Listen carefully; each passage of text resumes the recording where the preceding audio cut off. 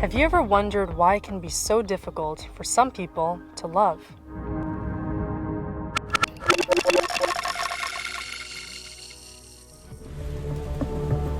Essentially, when you sense a disconnection from others or find yourself longing for love, it often reflects a deficiency in self-love.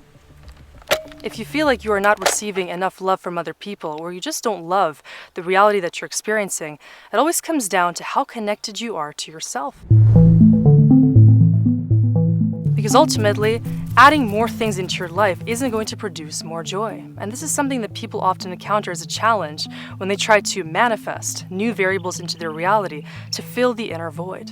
If you have a space of loneliness within you, and you feel like you need to be disconnected from your true sense of self, it doesn't matter what you add in terms of possessions, people, even the optimal relationship, or anything in your life that you want to have enter your field, will not bring you that true feeling of deep fulfillment and inner joy, unless you choose to first be connected to your true sense of self. Ultimately, the essence of this journey towards self-awareness is the return to oneself. Recognizing that at the core of all experiences and challenges lies your own being. And at the end of every day, you need to meet your own soul and feel if you're living authentically or not. And that answer will determine how much love you feel for yourself and in your life. If you're not true to yourself, you're going to end up magnetizing more variables of falsity, people that seem false, situations that don't allow you to experience true contentment, and all of that is just going to be indicating that you're not actually connected to yourself. So ultimately, to be connected to reality in a loving way means to first and foremost be connected to your own sense of self, and to realize, what do you really represent? As a soul, not as an ego, because your ego will always find more ways to create illusions of the self and things that you think that you need and want and need to become in order to achieve happiness. But ultimately, becoming a false version of yourself will never allow you to experience bliss. Becoming a false version of yourself will never allow you to experience bliss. And so the deeper agenda that all of us have as more conscious souls on the awakening pathway is to understand how can we become the truer version of ourselves. To truly be, and not to think that we need to become this alter ego of ourselves in order to experience love. Love is only found in genuine connection, which means it starts from within, and it starts with choosing to devote yourself to more self-love, to experience more love on the unfolding path of your life. Your path is shaped by how you see yourself. By understanding your inner dynamics and relationships, you gain clarity about your identity. And based on thinking about the kind of people that you manifest into your lives, you can understand the kind of person who you are at your core. Mastering your world begins with connecting to your senses and emotions. Empaths, with their unique ability to deeply connect with others' emotions, excel as exceptional listeners and compassionate companions. How do you navigate this delicate balance in your own journey of self-mastery? An empath is a kind of individual who is more compassionate, more generous, more kind on the surface. And the reason why is because there's something very deep, energetic in nature happening within that kind of an individual. The genesis of empathy typically unfolds during childhood, often in the face of neglect from a family member. This is not always the case, but very often an empath is actually a trauma response. So it's a response to you not receiving the kind of love that you wanted to feel as a child, and so you learn to be overgiving. You learn to give love, in essence, in order to receive it. So your status of yourself is determined by how people perceive you. And if you were not given the kind of treatment that you thought you deserved, you start becoming that version of yourself, giving to other people, expecting the same treatment in return, maybe wanting to people please, and attracting the wrong kinds of people because of this kind of behavior within yourself. On the flip side, narcissism pulls individuals towards self-centeredness, distorting genuine connections as they prioritize their own needs above all else. A narcissist is essentially an individual who entirely lacks the idea of self-love. A narcissist is essentially an individual who entirely lacks the idea of self-love. Caligula's reign as Roman emperor was characterized by his overt narcissism. He displayed excessive self-glorification, disregarded human life, and believed in his own divinity. These narcissistic tendencies defined his rule, leading to a reputation for tyranny and cruelty, culminating in his assassination by conspirators within his own court. So what you don't see beneath the surface of a narcissist's mask is that they entirely lack a sense of self-awareness. They don't know how to deeply connect to their own feelings, and so they lack true connection. Because of this, and as we've been discussing, the narcissist is unable to experience true love, because they can't fully connect to and within themselves. When a narcissist and an empath are in a relationship, it's a very kind of troubling dynamic, because the two end up becoming trauma bonded. This is when, in the entanglement, you have one person who needs the other, because both of them cannot feel completely whole within themselves. Because both of them cannot feel completely whole within themselves. In this way, we can see that the empath and the narcissist are really two ends of one spectrum. Meanwhile, most people think that empaths and narcissists are two very different kinds of people. At their core, they are the same. Both the empath and the narcissist are unable to really meet their own needs. They don't know how to give themselves the kind of love that they are seeking. And so they end up bonding to the wrong kinds of people in order to receive the validation and treatment that they want in order to fill their inner void. So empathy and narcissism really exists on one continuum of human emotion. In our human experience, we all go through certain moments that can make us more narcissistic or more empathetic in nature.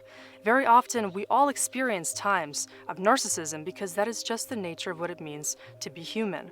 We all exist in this lower dimensional realm, which means we all have an ego. And the ego is not necessarily a bad thing. It's the core identity. It's what we use to survive. It acts as both a shield and a compass, shielding our vulnerabilities while guiding us towards self-discovery, shaping our identity, and clarifying our desires and goals in life. Which means that when we learn to love our ego, we can learn to become more authentic and connect to the soul in that loving, integrated way. However, when that isn't achieved, then narcissism can become a staple aspect of our lives. And basically, the way that narcissism is formed is when a child is not allowed to really be themselves. Cultivating self-awareness, humility, and a healthy self-worth is essential for navigating the ego's realm, averting narcissism and self-centeredness. This balance enables genuine connections, empathy, and independence. In turn, the goal for the human experience is really to learn how to be more loving towards yourself and other people. So it's important to start to recognize where in your life you are creating this kind of discontinuity. When humans put on a mask to appear lovable and likable, it often arises from ego-driven desires for social acceptance. How can we navigate this and cultivate self-love amid external pressures and expectations? So to start loving yourself, you need to start seeing that loving yourself unconditionally is the only way you can actually create an inner environment within yourself to start living in the spirit of love, to start doing the things that you love by believing that you are worthy of actually loving yourself in this life. Being in the frequency of love entails focusing on activities, emotions, and experiences that align with that vibration. That means that whatever doesn't feel like it's in alignment with your own heart will be something that you naturally gravitate away from, rather than choosing the things that you think you need to be doing in order to be lovable. If you don't authentically express your inner qualities externally, you won't give others the opportunity to appreciate and love you for who you truly are. Unless you can see that love is something that can be achieved when you authentically understand yourself and invest time in understanding who you are, in giving to yourself, in exploring your deeper curiosities, expanding your talents, bringing your potential to the table by choosing to represent yourself in the most loving way, you will never be able to see how other people can appreciate you. In the realm of spirituality, self-discovery is a sacred journey. It begins with recognizing the inherent divinity within oneself and fostering deep, authentic connections as the essence of love. I want you to imagine what it would take to love yourself the way that your soul would love you. Or if you never felt like you were unconditionally loved by a parent or a caregiver or by society when you were just growing up, consider what it would mean to give yourself the kind of love that you have always been seeking. If you feel like the inner child inside of you is craving that admiration, that appreciation, somebody acknowledging your deeper inner qualities, consider what kind of affection you needed from the external world to validate your inner experience. What did you need to hear from the world around you that maybe you didn't end up hearing that would allow you to bring your true colors out, to allow your inner self to shine? So I challenge you to go into the state of love that is always authentically within yourself. Try to recall what it means to be love, not just to create love or to receive it, but to actually be a generating force of this element of universal oneness. And that same way is going to allow you to create more love in your relationships, in your partnerships, and all aspects of your career and personal life, as that state within you will make you a contagious force for more love and receptivity in your life. One of the team members taught me an interesting exercise that relates to activating your energy to be as one with the sun, as the connection to the sun is a very prominent, ritualistic, and sacred practice in the Ecuadorian tradition. And so what you do for this exercise is when you are meeting the sun in the beginning or the ending of the day, upon sunrise or sunset, what you do is you bring your hands together and first activate your palm chakras by rubbing your hands together and feeling the energy between your hands. Then as you feel that field, move your hands down and feel the earth, and really encourage the connection between your hands and the earth to form. As you start to feel grounded and in the earth element, you then bring your hands to the sides of your body and raise them up to meet the sun. And you bring your hands together in a triangle so that what you see between your palms is the sun's natural light coming your way. Feel this connection to the sun, and as you feel this energy, you really experience the gratitude towards the sunlight, towards the natural rays of sun that invite this energy into your personal being. And finally, you wrap the exercise up by bringing the sunlight into your own heart. You place your palms over your heart space and really feel this connection to the sun and to all of life.